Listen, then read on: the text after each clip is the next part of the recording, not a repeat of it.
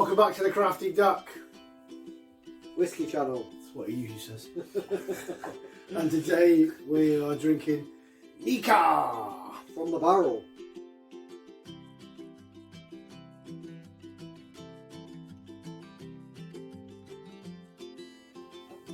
Yep, so we're doing Nikka from the barrel, Japanese whiskey. I know nothing about Japanese whiskey I've never drank a Japanese whiskey. other than This is the first time. Lost in Translation. Have you seen Lost in Translation? I have seen Lost in Translation. It's a very good film, yes.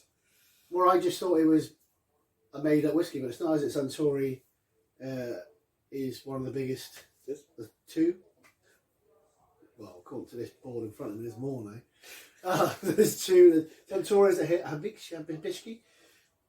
I can't remember which way around it is. But Suntory was definitely the Lost in Translation. So I know nothing about Japanese whiskey. I know little bits about the two that started. One went to Scotland and studied Scottish whiskey. This is this guy. This is the basically the guy who founded Nikka, and he ended up actually marrying a Glaswegian. There you go. So this is he went to study. And the other guy was basically like, I'm going to make whiskey, but in my style. It doesn't really say much. It's 51.4%, which I wasn't expecting. It's a blend.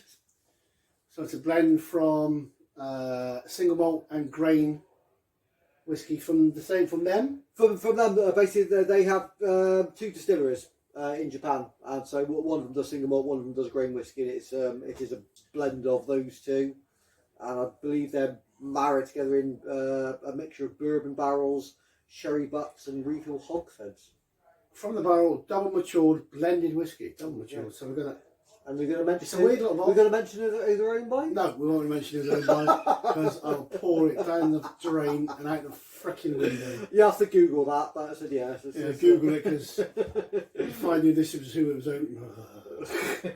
So that we're in the bar. We're upstairs in the bar at the minute. So if you hear noises and laughter, it's because we're in the bar.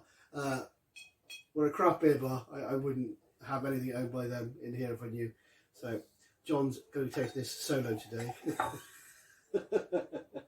Damn you! So this is also damn you, giant Japanese drinks owner. Yeah, that bought Fuller's and lots of other things. I've no idea what to expect. I get people telling me it's going to be sweet, it's going to be this, it's going to be that. Do you know what? From what I've read, obviously the fact that the owner is obviously very, very influenced by Scottish whiskey. I'm expecting actually more than I would have been normally. Again, spice. Third video in of my comeback since my COVID and lost my smell and taste.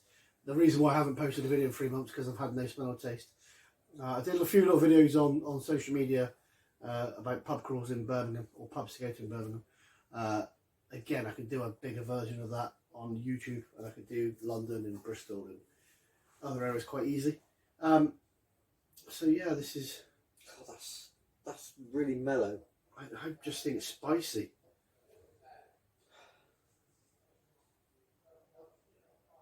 I think it's really soft. I mean, for 51%, if you hadn't told me that at 51%, I would have guessed low 40s. So we've got 2 pages of whiskey we're going to do. I asked John page 1 or page 2. John copped out and went for the the weaker stuff at 47 and 51. So you can imagine what page 2 is going to be like when we do those. I think there's a cask strength in there. Arbor, isn't there? Yeah, there's a brandy cask with a reserve. So good stuff. So I'm not getting a great deal. It's not. There's not much there, is there? Really? Well, it's sweetness. I mean, it's very sweet, but it's a little bit of spice. Yeah. So I'm gonna go in.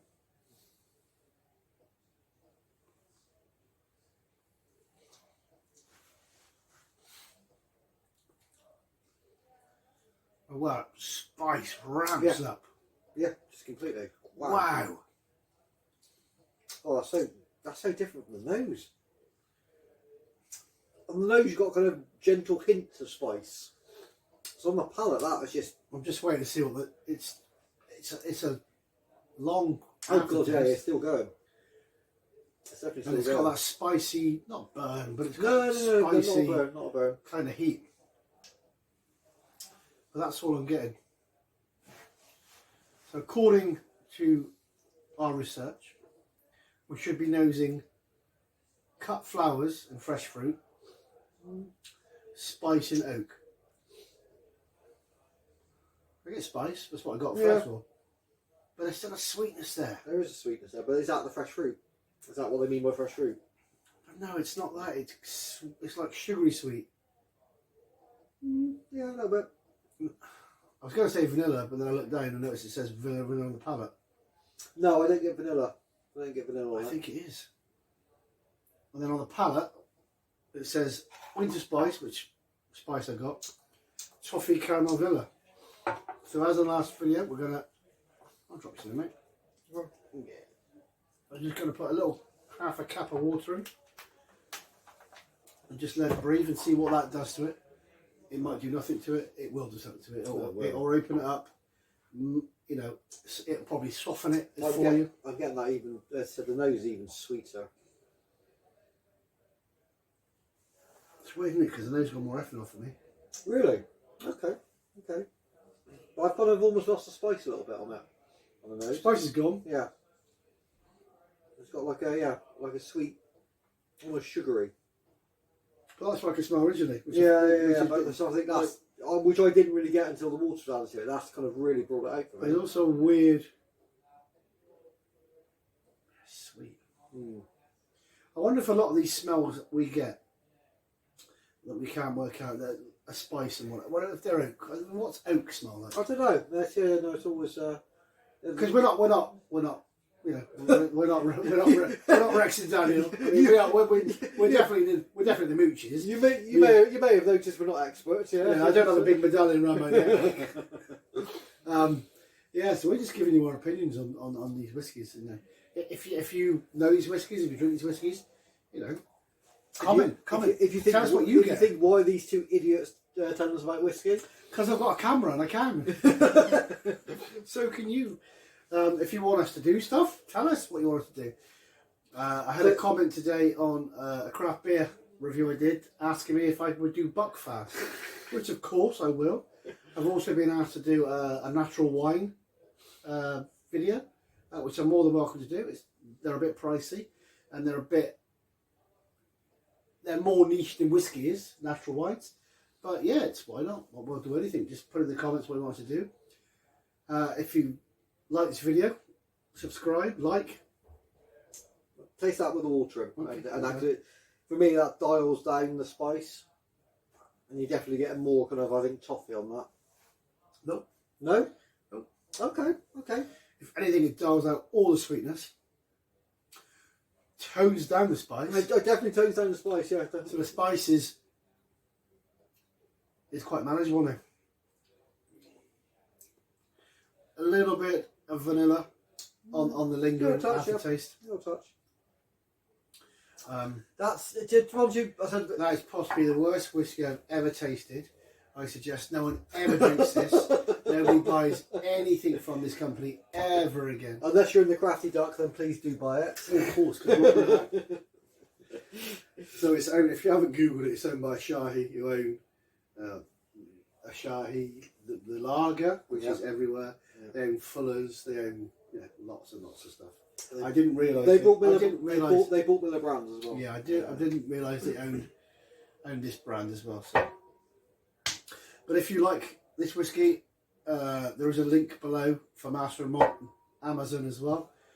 So if you want to buy one for Christmas for your mum, your dad, your sister, your brother, yourself, pop on down there, click on the links. It's an affiliate link, so I will get a little bit back in return if you buy.